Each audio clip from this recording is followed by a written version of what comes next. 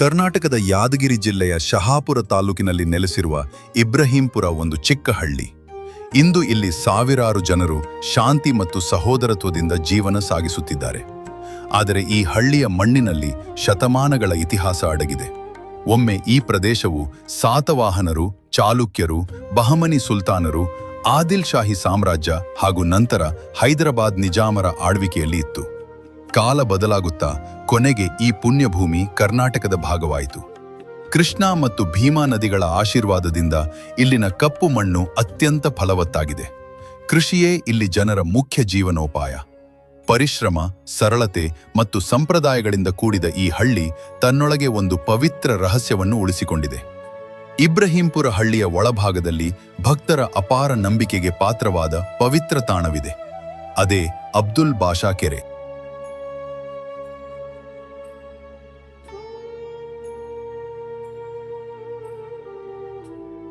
ಈ ಕೆರೆ ಕೇವಲ ನೀರಿನ ಮೂಲವಲ್ಲ, ಭಕ್ತಿ, ವಿಶ್ವಾಸ ಮತ್ತು ಹಿಂದೂ ಮುಸ್ಲಿಂ ಏಕತೆಯ ಜೀವಂತ ಸಂಕೇತವಾಗಿದೆ.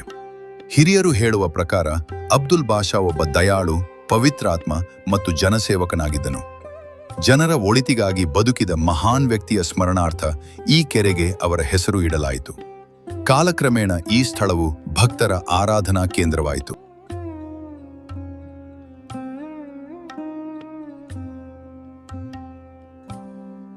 ಇಂದು ಕೂಡ ದೂರದೂರಿನಿಂದ ಹಿಂದೂ ಮತ್ತು ಮುಸ್ಲಿಂ ಸಮುದಾಯದವರು ಧರ್ಮಭೇದವಿಲ್ಲದೆ ಒಂದೇ ಮನಸ್ಸಿನಿಂದ ಇಲ್ಲಿ ಬರುತ್ತಾರೆ. ತಮ್ಮ ಮನದಾಸೆ ನೆರವೇರಲೆಂದು ಹರಕೆ ಕಟ್ಟುತ್ತಾರೆ. ಹರಕೆ ತೀರಿದ ನಂತರ ಕುರಿಯ ನೈವೇದ್ಯ ಅರ್ಪಿಸುತ್ತಾರೆ. ಅರ್ಪಿಸಿದ ಬಳಿಕ ಅದರ ಚರ್ಮವನ್ನು ಅಲ್ಲಿಯೇ ನಿರ್ದಿಷ್ಟ ಸ್ಥಳದಲ್ಲಿ ಇಡುತ್ತಾರೆ. ಆಶ್ಚರ್ಯದ ಸಂಗತಿ ಏನೆಂದರೆ ಅಷ್ಟು ಚರ್ಮಗಳು ಇದ್ದರೂ ಅಲ್ಲಿಂದ ದುರ್ವಾಸನೆ ಬರುವುದಿಲ್ಲ ಎಂದು ಭಕ್ತರು ಹೇಳುತ್ತಾರೆ. ಇದನ್ನು ಅಬ್ದುಲ್ ಬಾಷಾ ಅವರ ಮಹಿಮೆ ಎಂದು ನಂಬಲಾಗುತ್ತದೆ. ಭಕ್ತರು ಇಲ್ಲಿ ಬಂದು ಪ್ರಾರ್ಥನೆ ಸಲ್ಲಿಸಿ ಅದೇ ಕೆರೆಯ ನೀರಿನಲ್ಲಿ ಸ್ನಾನ ಮಾಡಿ ಮನಶಾಂತಿಯಿಂದ ಹಿಂತಿರುಗುತ್ತಾರೆ. ಈ ಪವಿತ್ರ ಸ್ಥಳದಿಂದ ಯಾವುದನ್ನಾದರೂ ಮನೆಗೆ ತೆಗೆದುಕೊಂಡು ಹೋದರೆ ಅನಿಷ್ಟವಾಗುತ್ತದೆ ಎಂಬ ನಂಬಿಕೆ ಜನರಲ್ಲಿ ಇದೆ. ಆದ್ದರಿಂದ ಇಲ್ಲಿಂದ ಒಂದು ಚಿಕ್ಕ ವಸ್ತುವನ್ನು ಯಾರೂ ಮನೆಗೆ ತೆಗೆದುಕೊಂಡು ಹೋಗುವುದಿಲ್ಲ.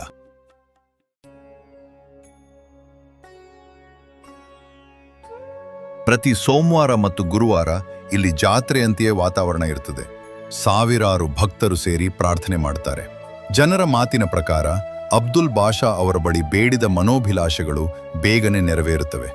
ಅದಕ್ಕಾಗಿಯೇ ಈ ಪವಿತ್ರ ಸ್ಥಳಕ್ಕೆ ದಿನೇ ದಿನೇ ಭಕ್ತರ ಸಂಖ್ಯೆ ಹೆಚ್ಚುತ್ತಿದೆ.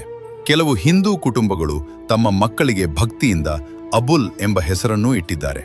ಇಲ್ಲಿ ಬರುವ ದಾರಿ ಯಾದಗಿರಿ ಜಿಲ್ಲೆ ಶಹಾಪುರ ತಾಲೂಕಿನಿಂದ ಇಬ್ರಾಹಿಂಪುರ ಕಡೆಗೆ ಬನ್ನಿ. ಅಬ್ದುಲ್ ಬಾಷಾ ಕಮಾನ್ ಬಳಿ ಇಳಿದರೆ ಅಲ್ಲಿಂದ ಆಟೋ ರಿಕ್ಷಾ ಸೌಲಭ್ಯ ಇದೆ. ಮುಖ್ಯ ರಸ್ತೆಯಿಂದ ಸುಮಾರು 6 ಕಿಲೋಮೀಟರ್ ಒಳಗೆ ಈ ಪವಿತ್ರ ಕೆರೆ ಇದೆ. ಅಬ್ದುಲ್ ಬಾಷಾ ಕೆರೆ ಇಂದು ಕೇವಲ ಒಂದು ಸ್ಥಳವಲ್ಲ, ಅದು ಭಕ್ತಿ, ನಂಬಿಕೆ, ಸಹೋದರತ್ವ ಮತ್ತು ಅದ್ಭುತ ಅನುಭವಗಳ ಜೀವಂತ ಸಾಕ್ಷಿಯಾಗಿದೆ.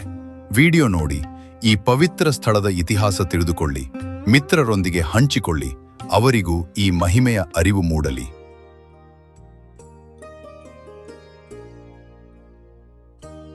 ಇಂತಹ ಇನ್ನಷ್ಟು ಇತಿಹಾಸ, ದೇವಸ್ಥಾನ, ದರ್ಗಾ ಮತ್ತು ಪವಿತ್ರ ಸ್ಥಳಗಳ ವಿಡಿಯೋಗಳನ್ನು ನೋಡಲು ನಮ್ಮನ್ನು ಸಂಪರ್ಕಿಸಿ. ಮುಂದಿನ ವಿಡಿಯೋ ಯಾವ ಸ್ಥಳದ ಬಗ್ಗೆ ಬೇಕು ಎಂದು ಕಾಮೆಂಟ್ ಮಾಡಿ ತಿಳಿಸಿ. ನಿಮಗೂ ಇಂತಹ ವಿಡಿಯೋ ಮಾಡಿಸಿಕೊಳ್ಳಬೇಕಿದ್ದರೆ ನಮ್ಮನ್ನು ಸಂಪರ್ಕಿಸಿ.